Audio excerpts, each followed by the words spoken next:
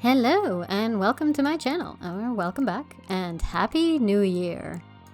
Well, I don't know about everybody else, but I am sure happy 2025 is over. Before I get into any rants, this video is of me painting my OC. I had already started off with a sketch I had made on, or line art actually rather, on my iPad, and then I printed it directly onto hot press paper.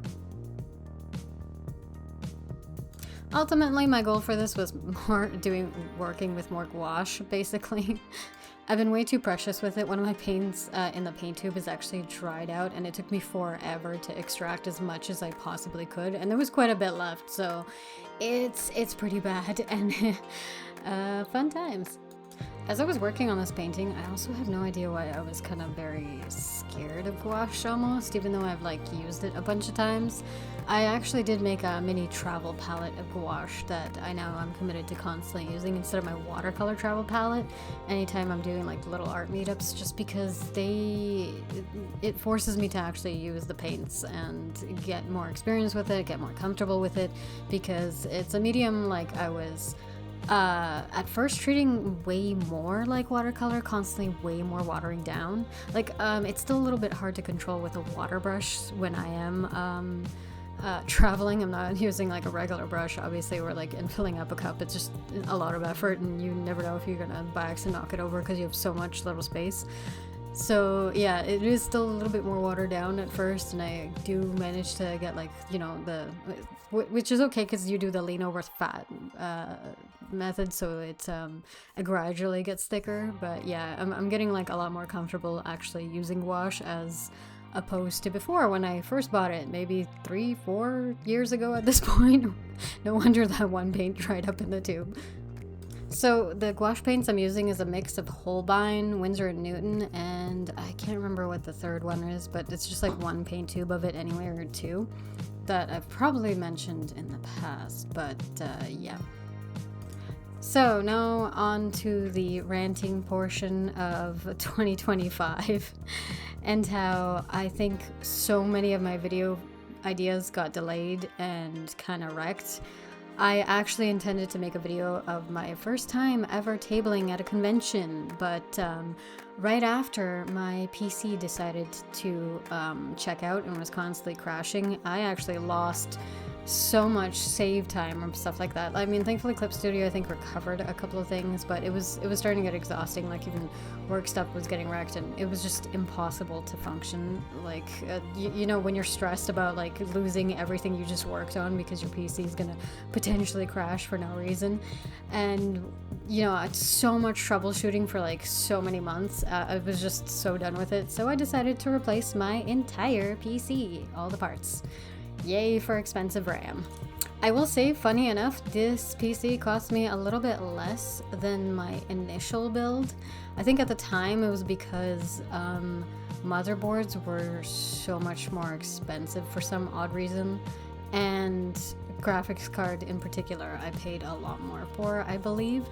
But this time around it was reversed, where the graphics card price was much less, which I know people keep complaining about the RAM prices, but the thing is, the graphics cards were costing you more by the thousands versus RAM sticks costing you more by the hundreds. I'm not saying that it's a good thing because of this AI bullshit that's upping the price of RAM.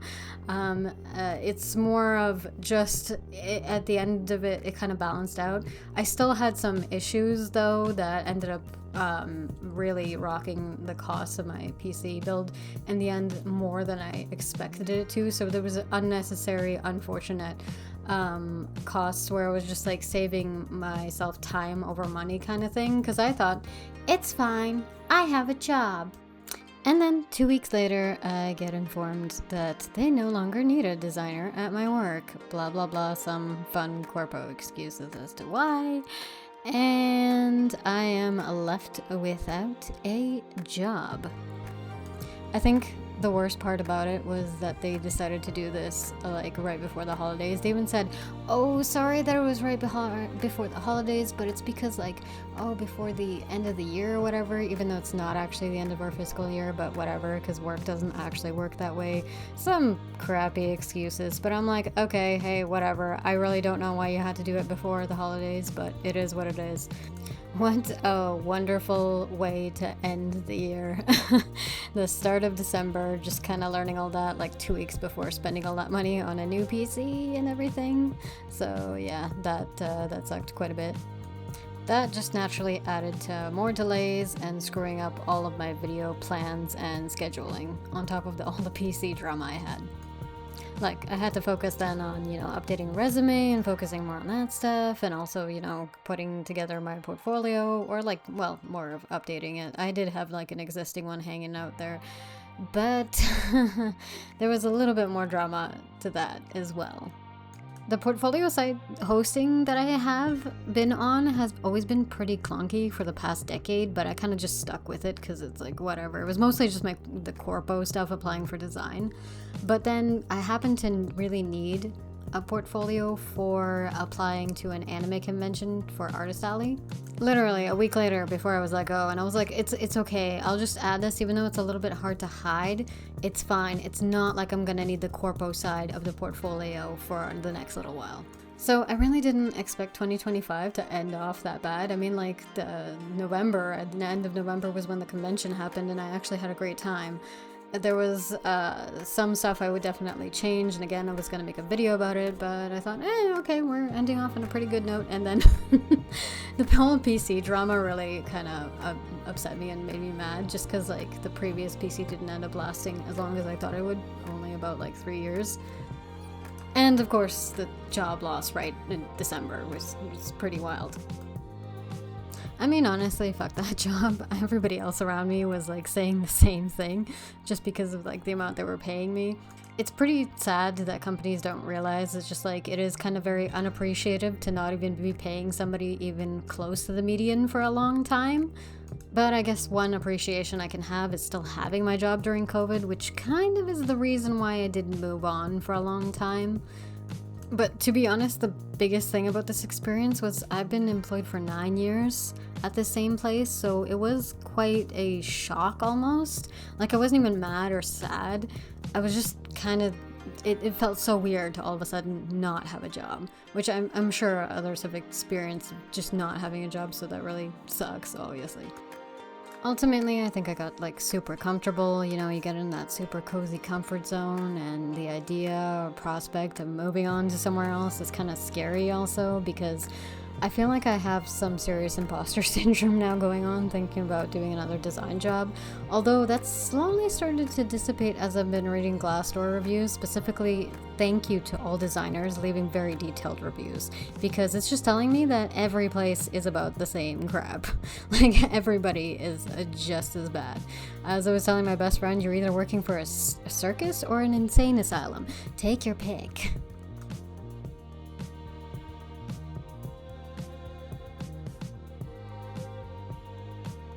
So it does suck, after years of like giving your time and effort to it. And again, like I said, the not having to do any overtime was always great, because it meant I had enough time to learn other visual skills and stuff like that I really wanted to focus on. Like, I had enough time to draw and have a life and everything.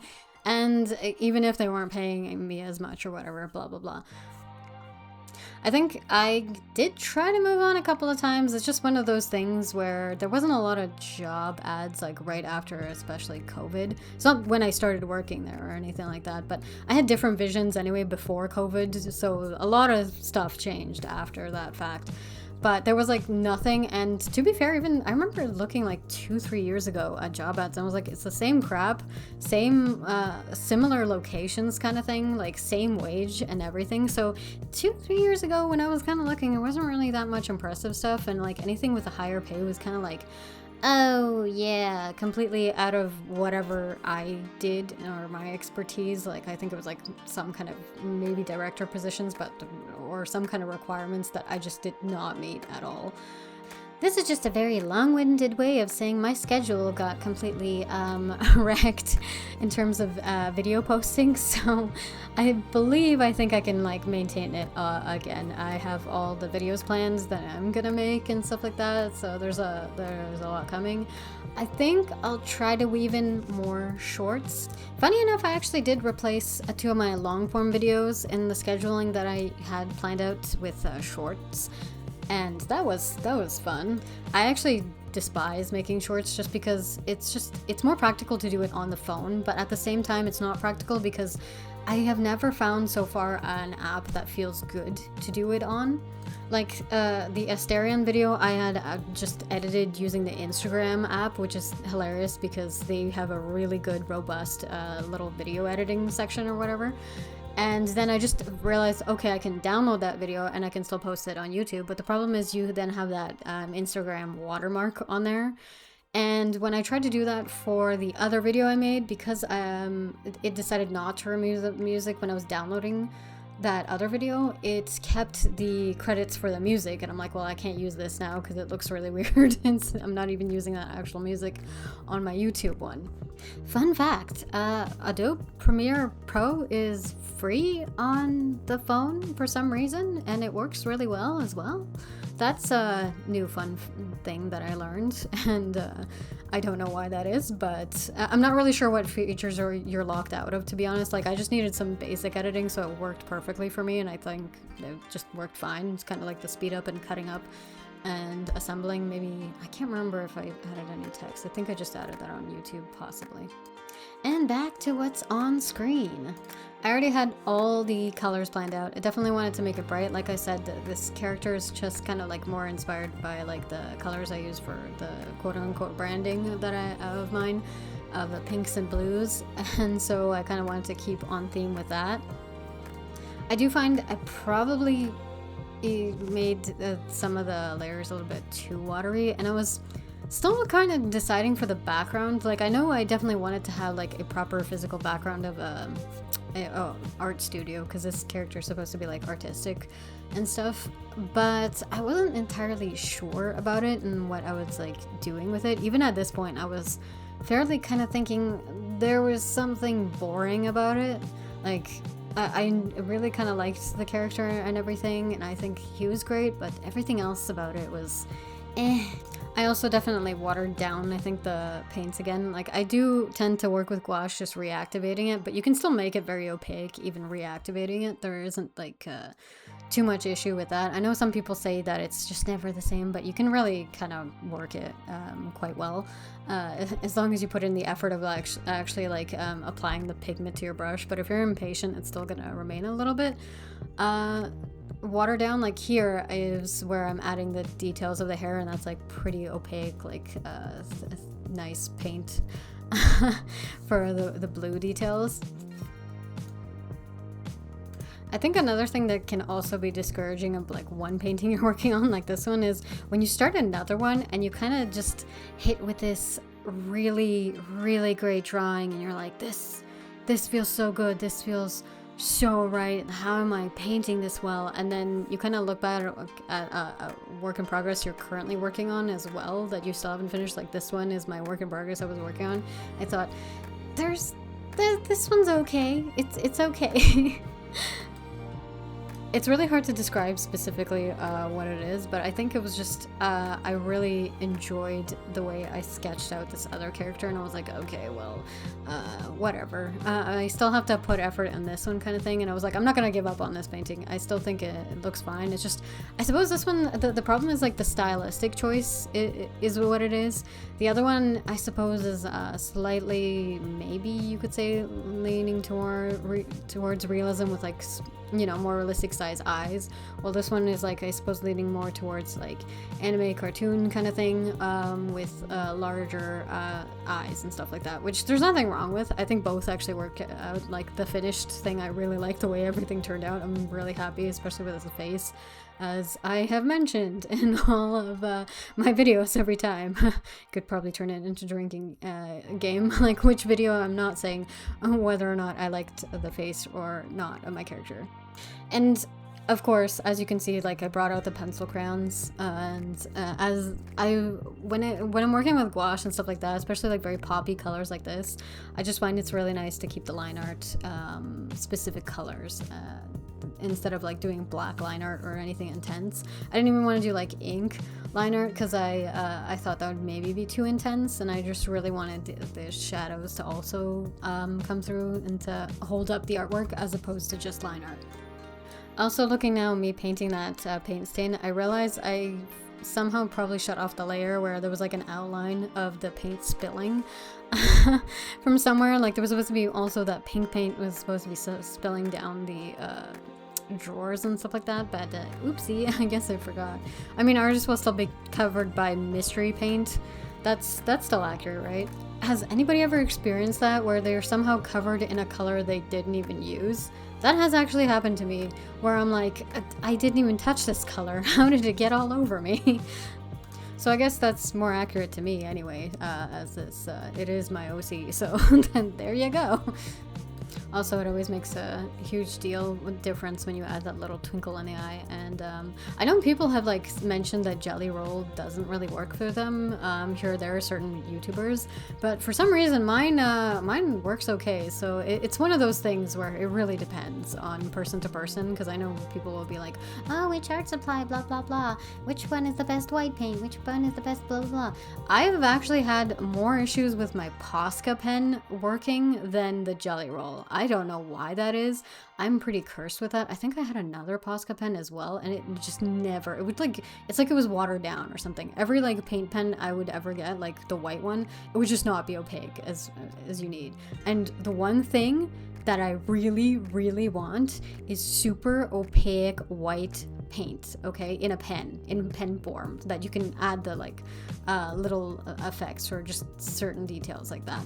But anyway, this is the point where I was staring at this painting and I was thinking, it's boring, there's something missing in it, I really hate it, and I'm gonna do something crazy. It's the end of 2025, I'm gonna do something fun, and I decided to do ink drops all over the place. Yeah, so I actually did this technique, practiced it for a bunch of little postcards I did for a giving away to all my friends kind of thing, as part of the little Christmas pack gift that I gave everybody, and I really liked the way it turned out. It was just very abstract. It wasn't anything other than like the sussy print also added to it on top, and I was like, you know what, that actually turned out cool. I'm gonna actually do it for this painting. Because I found the background was just like killing it. He's supposed to be an artist. It's supposed to be fun and whimsical, and that's not the vibe I was getting for it before. So that's kind of why I went in. I was like, YOLO. It's like, you know, it's not like I'm completely in love with this. If I wreck it, I wreck it. I don't care. I'm gonna risk it because I think that's kind of what I need to be doing more. Just taking a little bit of bolder risks, not for some stuff, and not being so precious with everything. And that's what I did here. And to be honest, I wasn't even panicking. I was just having fun. The only thing that I did, like as you could see at like the beginning, I did cover that the splooshes didn't like completely like cover his face. That was like kind of my only concern, because I really liked the way I did the face, but everything else was kind of like free game. This ended up being something very different and very fun. I'm so happy I committed to doing this and taking the risk, as it was most definitely worth it. Especially looking at it the next day, I was still very happy, no regrets at all for committing to this. I know it's not like a serious, oh my god, risk, but you know, spilling paint all over a painting you just created kind of almost is, right? It's just this very like letting loose and letting the art supplies kind of make the fun, happy mistakes or whatever. So if you ever find a painting boring that you've just done and feel like you need some changes, just take a lot of risks with it. Have a little fun. Maybe you'll improve it or something. If you've gotten this far, thanks so much for watching. Hope you can drop a like and subscribe if you'd like to see more of my fun and chaos. See you on the next one.